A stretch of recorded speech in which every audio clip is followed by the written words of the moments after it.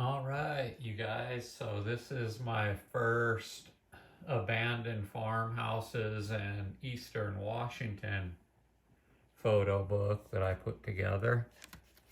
And might as well just get into it and let's start and I'll show you guys. This is the cover. We're going to start out with Peaceful House, and I called this house Peaceful House just because of the overwhelming feeling of peace that I got upon coming and visiting it the very first time. And many of these farmhouses I've been to plenty of times, so I got lots of pictures of them. And I'm doing winter photo sessions, sunrise photo sessions, and sunset photo sessions. So this house will probably be in a future book as well, just because whether it be summer, winter, rain, snow, fog, sunrise, sunset, the houses just kind of take on a different life. So the photos will look completely different.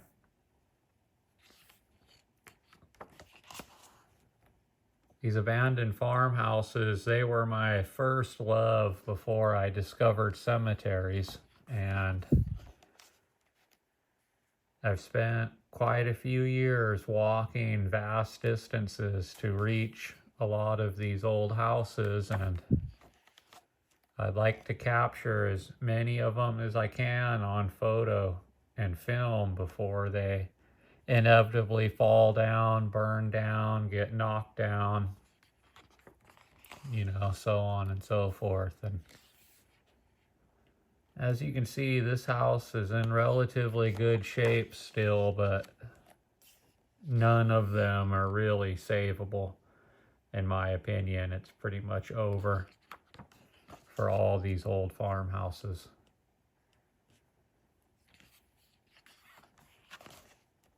But I got a pretty nice photo collection started. I probably got about 15,000 pictures of abandoned farmhouses throughout the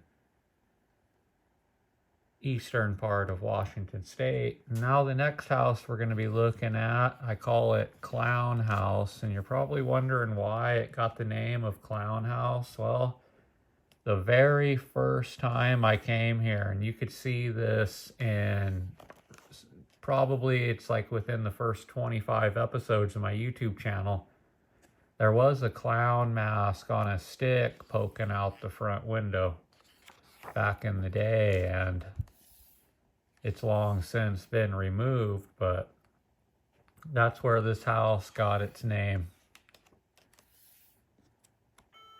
And as you can see, there's a lot of,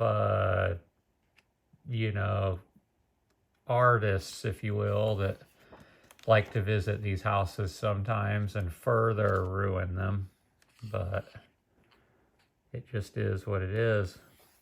I don't think it can really be stopped anymore. And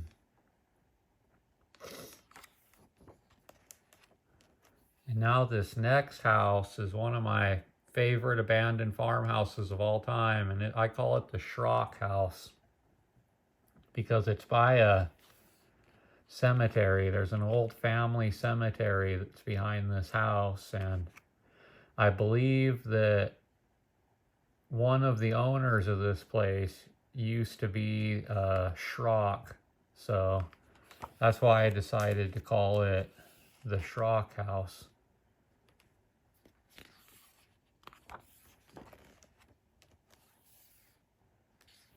What's really interesting and unique about the Schrock House too is the wood and grain silo that's back behind it as well, as you can see right here. And it's marked with one big giant tree in the front.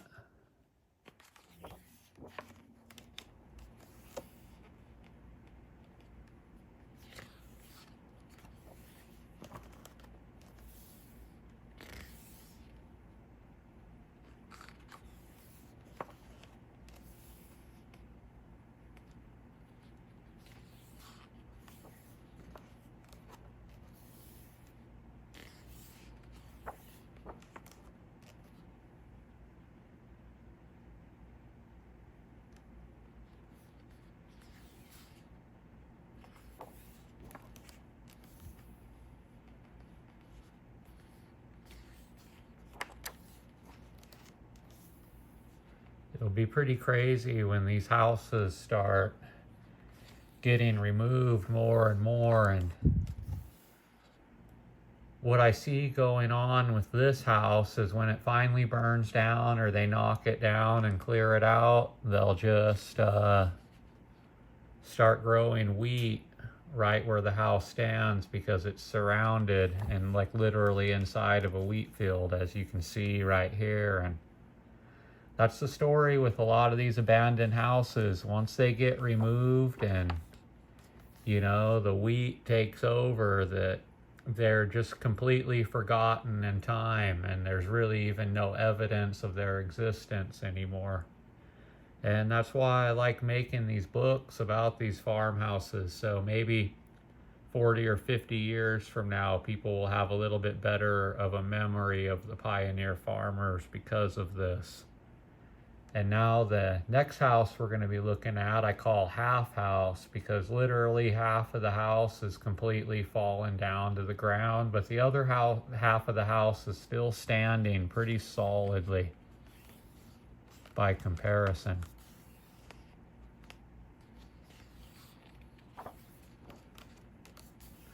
Got a couple really nice pictures of this house too. This is one of those houses that maybe I can go visit one more time, but it's so close to being on its last leg, as you can see. Especially the pictures right here on this page. The roof is literally being held up by a couple beams at this point that I don't even know if they were originally there. I think somebody came up later and set them up just to keep the house from falling down even further. I just don't know. But you can see half of the house is still standing, but the other half is pretty much completely fallen down. Now trees are falling down on it. And this photograph right here, like, really puts it into perspective for you. And then I really liked this picture too, the staircase to nowhere, because like I said, the whole half of that house just pretty much buckled at some point.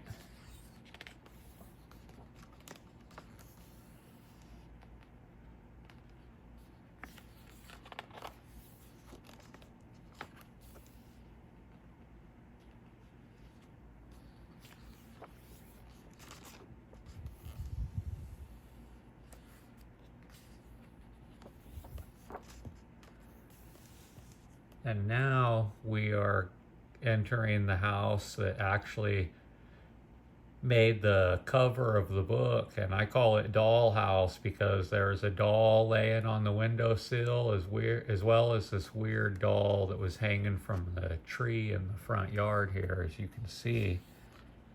And this was an interesting little farmhouse. It wasn't too big, and I think it was just one story.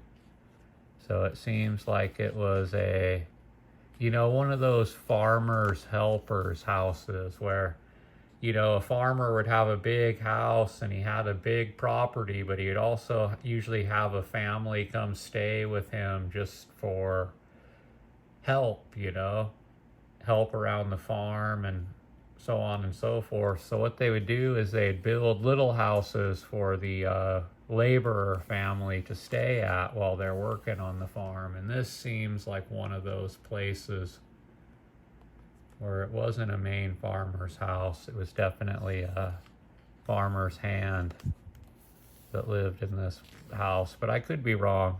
It's just my assumption.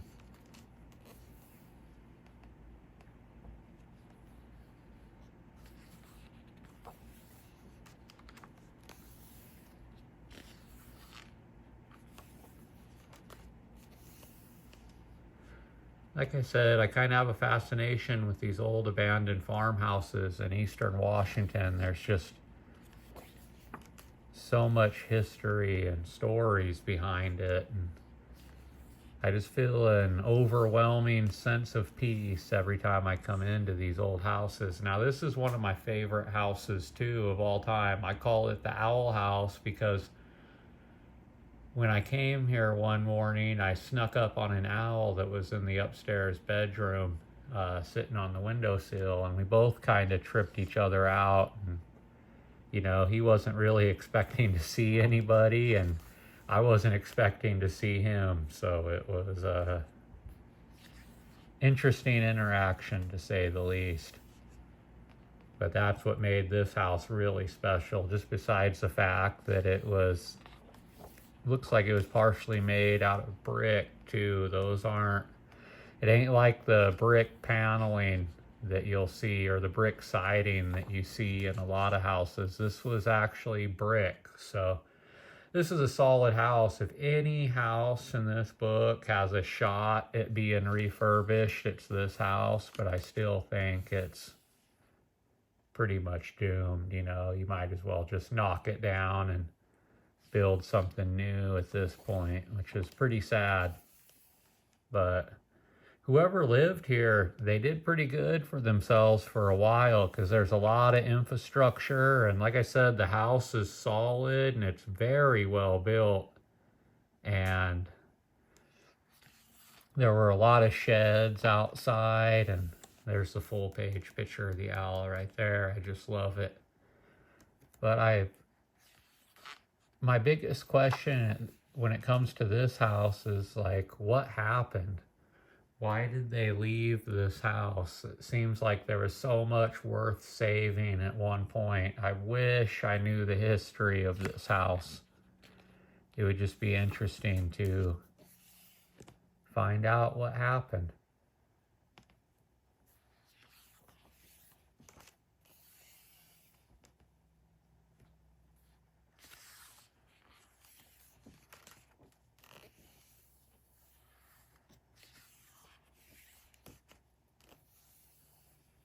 I got a lot of good pictures of this house. This is one of those abandoned farmhouses that I definitely want to go to again. I've only been there once, and I really want to get some more pictures of it. Now this house I call Lad's house because it's by an old creek called Ladd's Creek, and it's way out in the middle of nowhere up on the plateau.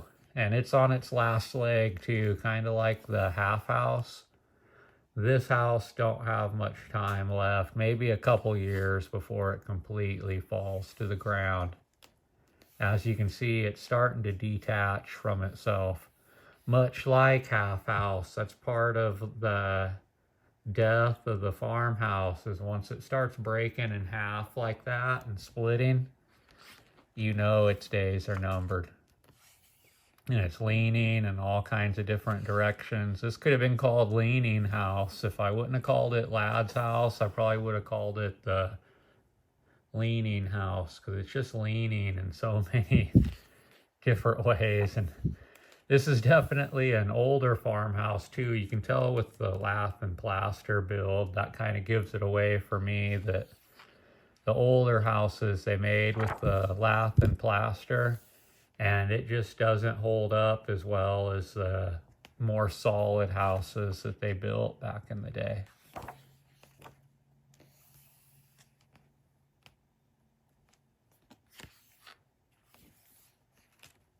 I really like this picture right here. And like many of these old abandoned farmhouses, it's surrounded by a wheat field, so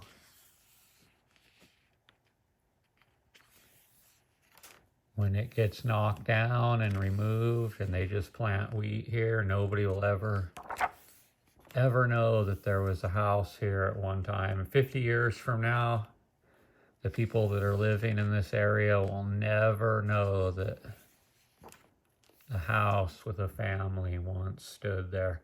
And it makes me wonder, as I walk around Eastern Washington and explore and walk through the wheat fields, how many of these houses disappeared before I got to photograph them. I bet you there were a lot of old houses out here that nobody even remembers existed.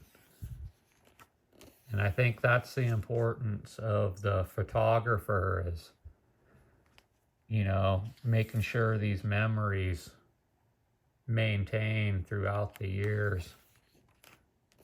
And now this house that we're going to be looking at now, I call Drought House. And I called it Drought House because of all the dried out dead trees that are around the house. There used to be a really nice sized creek here, but I think for the most part it's dried up and there just ain't much left of it anymore. But whoever lived at Drought House, they as well, just like the Owl House, I think they definitely had some good finances because their house was built with solid boards, as you can see, and also there were a lot of, outposts. There was a big chicken coop out behind the house, and then on the side of the house there was a big giant horse barn, and there's some old farm equipment and stuff like that. Whoever had this place had some money back in the day, and this was actually the first abandoned farmhouse I ever found. I was walking with a buddy out here just following a creek and following some waterfalls up the plateau, and when I stayed on the creek it brought me to this house, and I was just completely amazed and blown away. And it's actually what started my obsession with old abandoned farmhouses. I blame this house right here. I'd like to come out here a couple more times and get some snow pictures in the winter and maybe a sunrise or a sunset photo shoot before this house buckles, because it's getting closer and closer to being on its last leg as well. I remember years ago I was able to go up to the second story and walk around, but now it's not possible. It's completely caving in. As you can see, the roof is shot completely, and like many of the other houses out here, it just doesn't have much time left before it completely falls down. And I really like the craftsmanship you can see around the front window here. It just really got my attention. I like how they built those back in the day, where they built that little nook at the end of a living room where they put the windows in like that. It's just so awesome. And you can see all these houses in detail on my YouTube channel if you just search long enough. And I know I have 700 videos and I don't have any like links to get you just to the houses or just to the cemetery. So you got to kind of look through everything, which could be exhausting, but if you do, you won't regret it, because I have a lot of good videos of this house and walkthroughs of this house. And yeah, this is a special one. You can see all the dried out trees around it though. I think they had a little bit of an orchard up here back in the day when the creek was roaring and times were different. And now we are at the tree house. This is one of the only houses that I've been to that has an old TV sitting in it still. And I called this house Tree House because a big giant tree fell on it, and it ain't gonna do no good and preserving the house at all. It's gonna make the house go a lot faster, because once it snows up here on that tree, and all that water is going to get trapped on the roof because of the tree leaning like that. This house is going to deteriorate at such a fast rate. It's not even funny.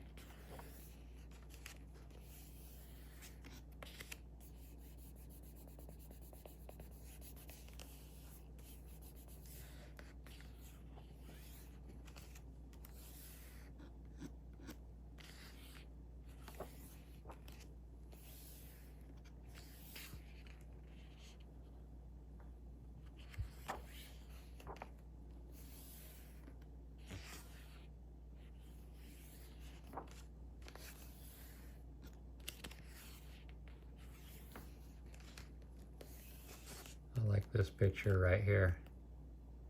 You see the old cedar shake shingles that they used to put on the roofs back in the day. And this roof's actually doing pretty good, all things considering. That other side won't be after a couple years because that tree that's resting on it, but for now the roof's still pretty solid.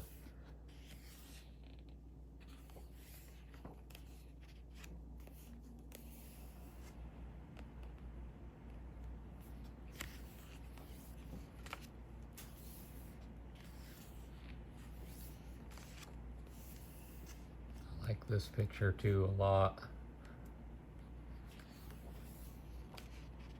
All right, this is another house. It's one of my favorites. I call it the history house because I found a lot of old like newspaper articles and stuff like that inside. And this house is still a beauty. This is one of those houses too that might have a chance at being restored if people hurry up and do it fast. Definitely you got to start off putting a metal roof up there and closing all the openings in this house because the windows are broken, the doors have fallen down, but you can tell this is still a pretty nice house structurally, and that's because I think it's a little bit newer and they use boards. Man, the boards compared to the lath and plaster, it's like night and day. It really is. Because yeah, this house is still pretty solid all the way around.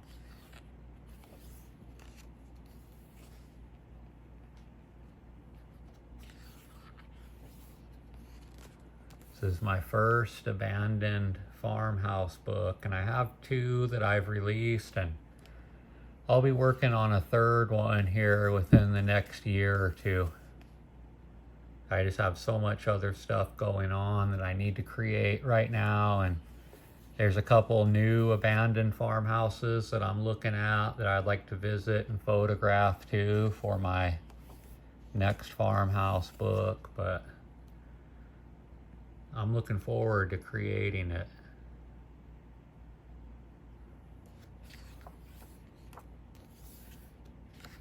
I got a lot of full page pictures of this house, and I really love the full page pictures like I've told you guys before. And I know this, the way I'm shooting this video just isn't doing the book justice at all. And these are some of the old newspaper articles that I was telling you guys about.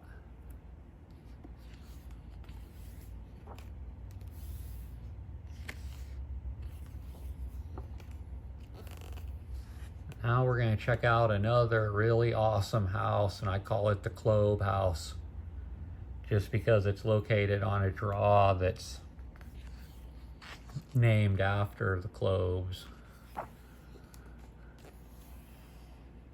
As you can see, it's out in the middle of nowhere, and it isn't even surrounded by wheat fields. It's just surrounded by tall grass and snakes.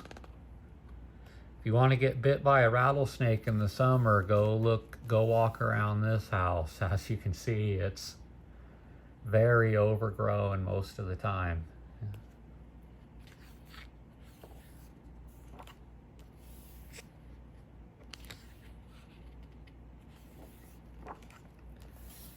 This was one of the first farmhouses that I ever went and visited as well. It's only about a 6-hour walk away from my house, so it's not too bad. I can walk out there and take some photographs and then walk home during a summer day.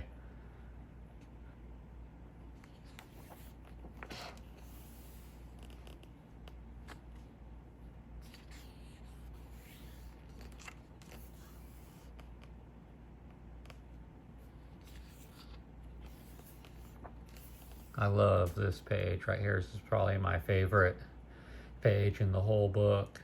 I edited the color schemes a little bit and oversaturated it and added a lot of contrast. So you can see they're not original pictures. I definitely doctored them. You can see a little faint reflection of a bird right there if you look closely enough.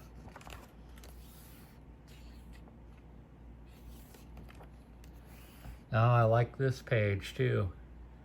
I just used a couple different color schemes just to, you know, make the pages pop out of the book every once in a while. Although I tried to do just normal photos as much as I could.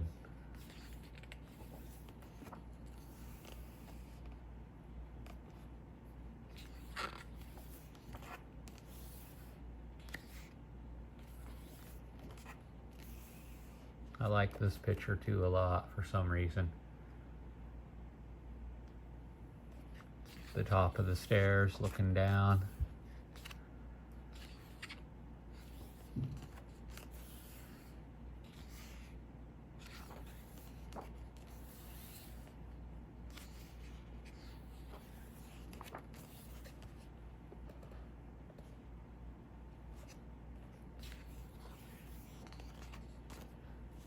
After I got done publishing this book, I came back out to this farmhouse during the winter time and I took a lot of winter photos.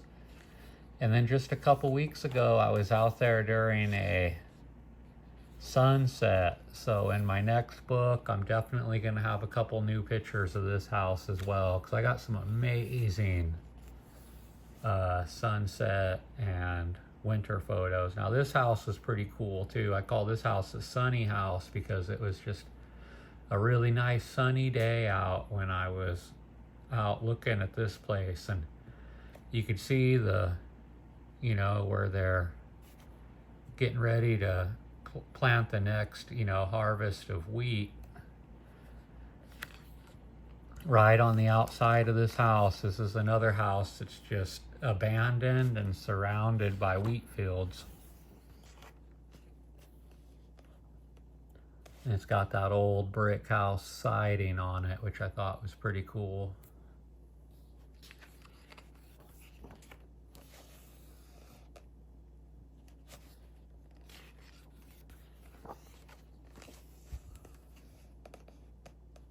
Yeah, I had to travel to the other side of eastern Washington to film and photograph this one. But it was worth it. I was so excited when I walked up to it and saw what it looked like from like a quarter of a mile away. And as I was walking up to it, I was just getting more and more and more excited. And this house definitely didn't disappoint. It made my day coming and spending a couple hours here. And again, you can see all these houses on my YouTube channel. I do full walkthroughs of them, sometimes multiple walkthroughs. So if you guys want to check out this house, all you gotta do is type in No Name Exploration Sunny House and the link should pop up for you guys. Bear with me, we're getting close to the end of this book. I know it's been about a half hour now. I'm trying to speed it up a little bit, but I'm trying not to go too fast at the same time.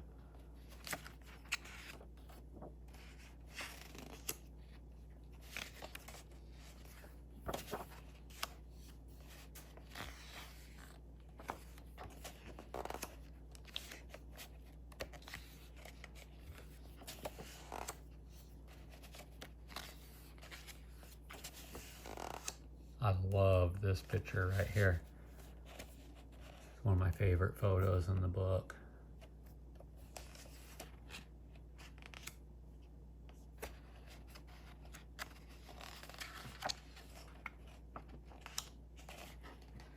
This picture too, as you can tell, I edited it pretty heavily, but I think it turned out amazing.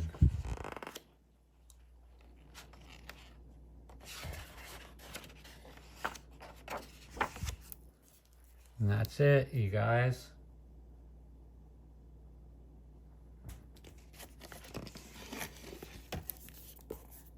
No Name Explorations. The Abandoned Washington Houses, Book 1. turned out incredible. I worked really hard on it. Thank you guys for watching, and hopefully I'll be doing a video on the Abandoned Houses book 2 later on today. Have a good one.